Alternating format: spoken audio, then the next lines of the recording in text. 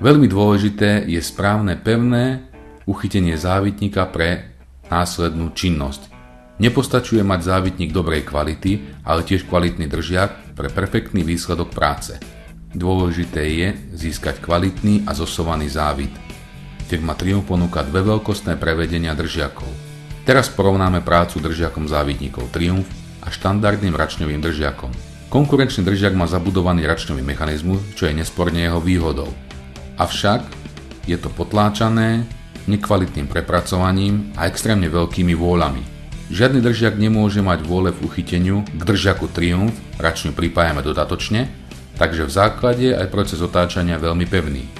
Silu otáčania možno regulovať, ďalšou dôležitou vecou je samotná uchytávacia čelusť. Dlhá, pevná čelusť absolútne vylučuje vôle. Bežne dostupný produkt má len dve čeluste, uchytené na perkách, čo má za následok extrémne vôle a zdĺhavé, nepraktické osadenie závitníku do držiaku. Držiak Triumph zachytí závitník ideálne.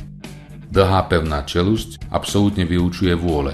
Aj vďaka tomuto má obsluha pri práci vysoký cit a zaregistruje aj najmenší odpor.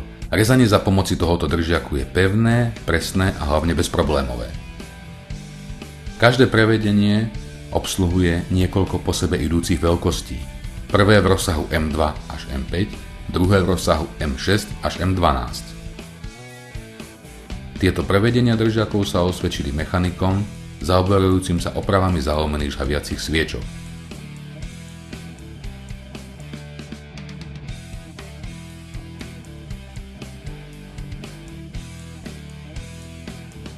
Pre najmenšie závitníky firma Triumph ponúka tiež držiaky zhodných vlastností. Štandardné držiaky sú taktiež určené na malé závitníky, avšak funkčnosťou ďaleko zaostávajú za prevedením Triumph.